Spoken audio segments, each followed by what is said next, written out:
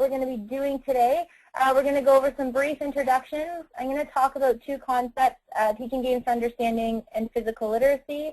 Then I'm going to give you guys a bunch of resources and tools that will help you, hopefully help you in your programming to incorporate both physical literacy and teaching games for understanding and just quality physical activity practices. So what this concept is, it's an alternative way of looking at physical activity in sport. And the reason I bring it up today is just a different way to give you some ideas of types of concepts that you can integrate within your programming. By no means do you have to integrate this concept in your programming, but we wanted to offer some different approaches for you and to give you some ideas as to things that we term quality programming here at PHE Canada. So teaching games for understanding is an alternative way to teach physical activity. So instead of looking at specifically physical movement skills or your fundamental movement skills first, you look at teaching tactics and concepts first. So we look at strategies of sports. You look at an understanding. So teaching is right in the title. So you're teaching the students understanding what the concepts of the sport are or what the concept of the game is before you actually teach them those physical skills. So this concept really looks at developing competent movers and thinkers before actually harnessing the specific skills necessary for this, for the sport. So for example, instead of teaching the backhand smash in badminton, you would teach first the idea of where shot placement on the court, for example. So you would teach the students that you're working with to understand the importance of doing long shots versus drop shots versus smash shots in badminton before you would actually teach each of those individual skills. And the thought behind this is that you teach them to understand why they're doing something before you teach them how to do something. So although you may have an athlete who's really good at the physical skills, they may not know when to apply those skills in a game situation. So this is where teaching games for understanding looks at teaching them why they do something before the actual how. And another main component of teaching games for understanding is to look at using games as opposed to drills to teach this how and this why and understanding. So it's about engaging the kids in games and learning where they actually apply it in game-like situations as opposed to just standing and doing a drill, a repetitive drill on the sideline. So when we teach games through games, so we look at the larger sport and we want to say, okay, these are the main concepts of the larger sport, but how can we meet the developmental level and the skill level of the students I'm working with? And a really great way to do that is to break the games into the simplest form. So not starting with the hardest top level of a game situation, but breaking a game into smaller components. So again, if we look at badminton, instead of looking specifically at a rally, you look at a smaller component of a rally. So how can you play a game without the rackets or without a birdie maybe to begin with, and using your hands as a striking mechanism in a bigger ball so that kids understand the importance of a rally and how to maintain a rally before you actually add harder implements and equipment with it. And then again, looking at small-sided games. So if we look at a game like basketball where it's 5-on-5, not a lot of students get that much contact with the actual ball if you're playing 5-on-5. So breaking that down and creating activities that are of smaller size, so groups of 3 or 4 or 5 maximum, so that all kids are getting the maximum reps as part of this. So teaching games for understanding divides games into 4 categories. Instead of looking specifically at sports, teaching games for understanding looks at categorizing sports into these 4 categories based on similar tactics and strategies. So for example, target games, the purpose of the tactics and strategies in this revolve around getting an object as close to the target as possible. So for example, curling and golf. Striking and fielding games look at just that, games where there's a striking team and a fielding team. So this would be something like baseball or cricket. Territorial games, this is where two teams have their own territory and they invade the other team's territory or space to score a goal, which would be like basketball, football, hockey, soccer. And then the last is net wall games, where there's a wall or a net that you have to go over or hit against to strike against your opponent and to have the object land on their side of the court to score a point. So, for example, volleyball, tennis, this can also be squash and those types of games. So, for example, if we want to look at target games, a strategy in curling, for example, would be to put up guards to block, to protect your goal and to block the other team from scoring. And this can be applied to other target games, not necessarily golf, but it can be applied to other target games like bocce ball, for example, where you want to set up those certain guards to make sure that the other team can't throw their ball and hit the target closer than yours. Or if we look at, for example, basketball, where a main concept is moving into open space, getting open for a pass while moving up the court, this can be applied into numerous territorial games like football, like soccer, hockey, lacrosse, where you're trying to progress up the field and avoiding your defenders by moving into open space so your teammate can pass to you. So what I'm really trying to say with this is that instead of looking or teaching a specific sport, you can teach specific skills and strategies of a game's category that the students can then apply to other games within that category. And this can give them really great confidence and competence in a variety of sports, so that when, for example, if they play baseball and they're being exposed to cricket, then they'll be able to apply the strategies that they would learn in baseball to that game of cricket. Before we move on to physical literacy, does anyone have any questions about TGFU in particular?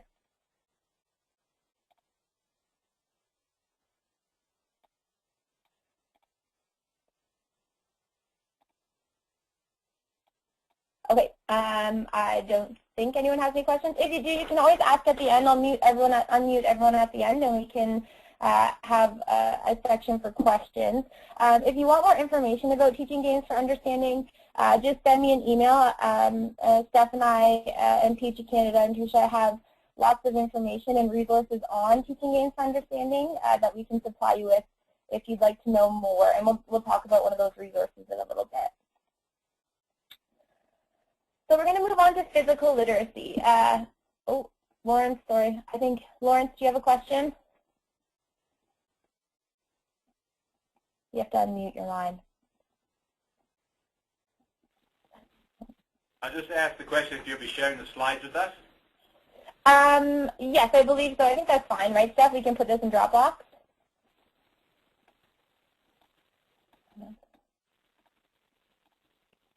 Steph?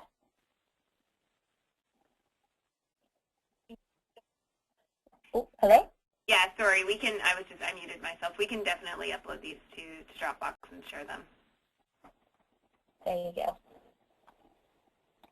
Perfect. Thanks, Lawrence. So, again, if you just raise your hands, who here has heard of physical literacy? Just to give me a better idea of how in-depth to go into this next little bit.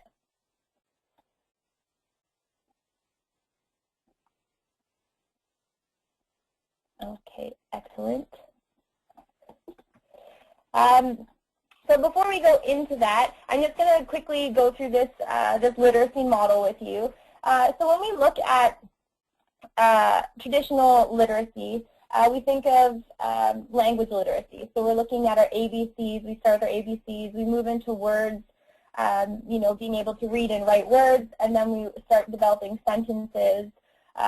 Then it gets bigger. We start writing paragraphs, and we go into report writing, and then into, you know, essays, and into novels for some of us. So this really shows the breakdown of literacy from beginning to end. The same with numeracy. We need to know our 1, 2, 3s and be able to count, be able to add, subtract, multiply before we can go on to harder math equations like fractions or word problems. We get into algebra. And without, in physics, without the understanding and the knowledge of our beginning numbers, we can't move on to those larger pieces. Same with music literacy. We start with do, re, mi. We look at our scales and our scores, and then go on to be able to write actual music pieces or songs beyond that. And then we look at physical literacy. And I want you to keep in mind these 3 examples as we move on to physical literacy with that. So at the very basics of physical literacy, we have our movement skills. And this is to be able to move with competence and confidence in these a variety of physical activities in multiple environments to benefit the healthy development of our whole self. So when we look at this last slide, we have important pieces like fundamental movement skills and competence and confidence skills and affective skills as well. So when we really break down this definition, we're looking at it individually. So as an individual, we want to base our progress and our goals on an individual basis. We don't want to base this on norms of other individuals around each student. So we're looking specifically at how we can provide each individual with an opportunity to improve themselves and to become physically literate based on where they are now and where their goal is, as opposed to saying you are all 5 years old and you should be here and we want you to be here by the end of the year. We're really looking at that individual and how we can help them progress based on from where they are now to where their goal is towards the end of the season. And we look at competence and confidence. We want them to be able to develop basic skills that they can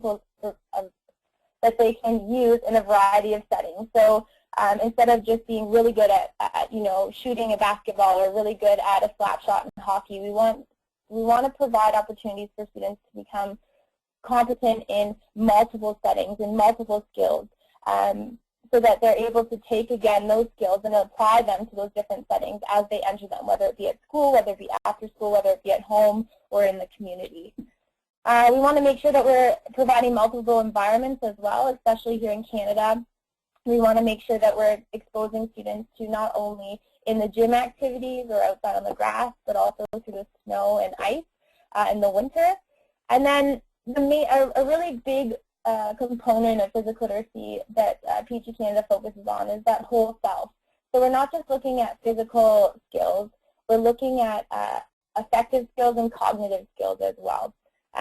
So we want to make sure that, number one, people have these basic fundamental movement skills because they are very important to your physical activity base, but also having the knowledge of what these skills are and how you can use them to remain active and healthy throughout your lives. So when we talk about the whole self, we want to make sure that, again, we're looking at the cognitive and the affective. And what the cognition really looks at is how to problem solve, how to use critical thinking, what tactics and strategies you can apply, and understanding the rules of the game. And effectively, we're looking at teamwork, sportsmanship, respect, etiquette, interpersonal skills, and in that sense. So if we look a little bit closer, what does this actually mean? So individuals who are more physically literate have the skills and confidence to move the way they want, can show their skills and confidence in a variety of different physical activities and environments, and they can use these skills and confidence to be active and healthy throughout their lifetime. So it also shows that children who are physically literate are successful in other areas of their lives. They're able to do better in school, have good friendships, they eat healthier, and can learn new skills quickly.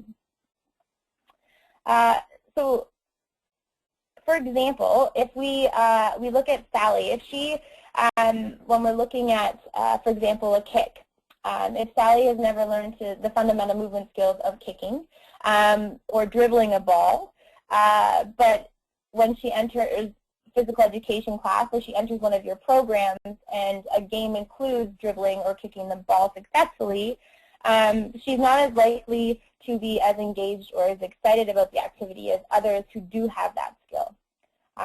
So if we provide individuals with these basic skills and the environment to perform these skills, they'll over time develop the confidence and competence to engage in physical activities, in any physical activity that they're exposed to, whether it be structured or non-structured.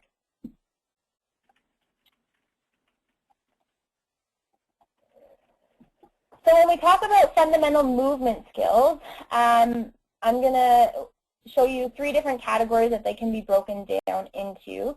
And again, we want to focus on the fundamental movement skills, but we also want to make sure that while we're looking at these fundamental movement skills, we're still including opportunities for that cognitive and affective development.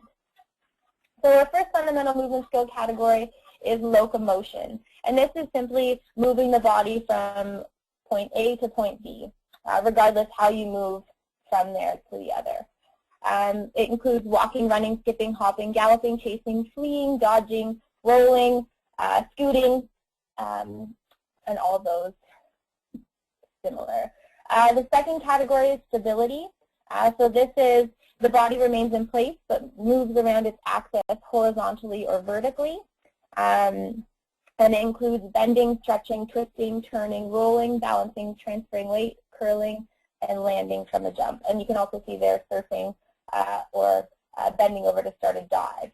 And the last category is object manipulation, and this includes 3 subcategories, which is sending. So this is adding a force to an object away from your body. Receiving, which is absorbing the force of an object as it comes towards your body. And then retaining, and this is maintaining possession of an object while moving. And this category includes throwing, catching, collecting, kicking, punting, dribbling, volleying, and striking.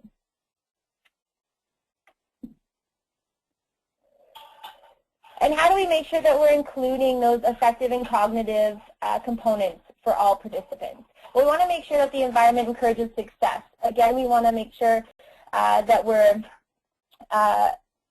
looking at that individual and how we can build that individual learner as opposed to looking at the whole and trying to make it successful for everyone based on a norm.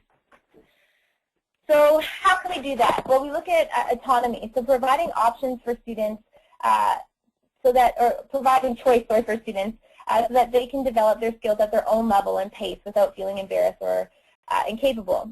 So for example, if you want to set up a target activity and allow students to choose the size of ball and what implements they use, as well as the distance from the target, can remove pressure and insecurities as everyone will have different objects. And everyone can choose a distance that is comfortable for them. A lot of times when we set up activities, for example, we put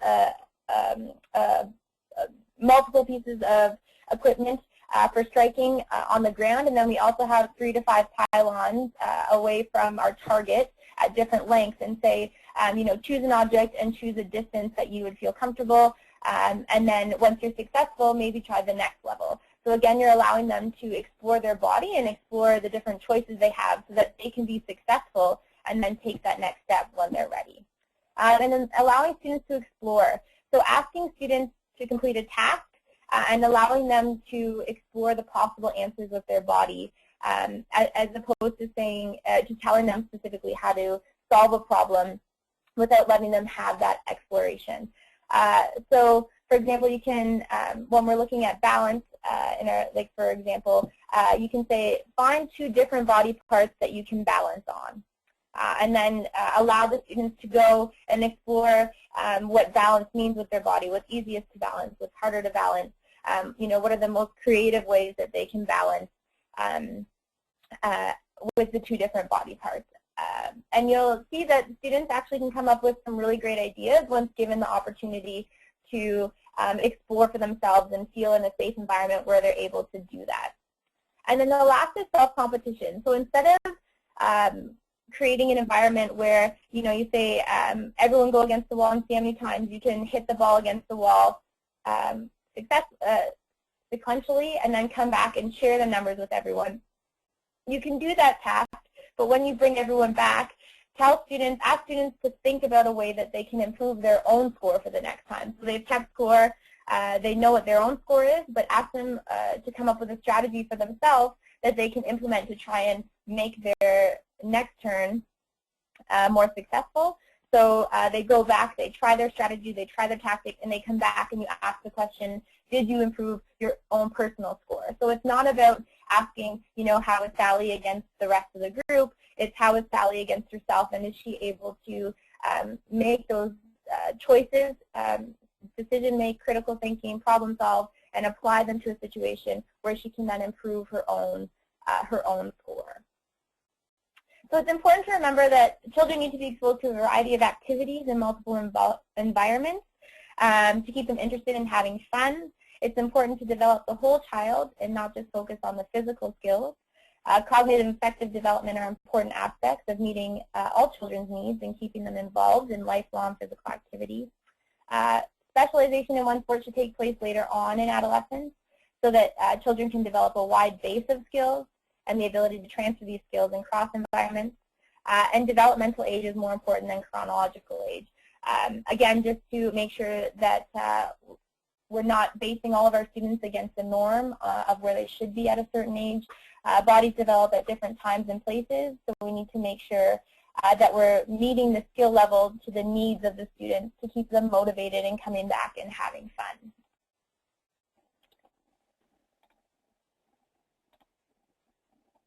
So before I move on, does anyone have any questions specifically about the physical literacy component that we just spoke about?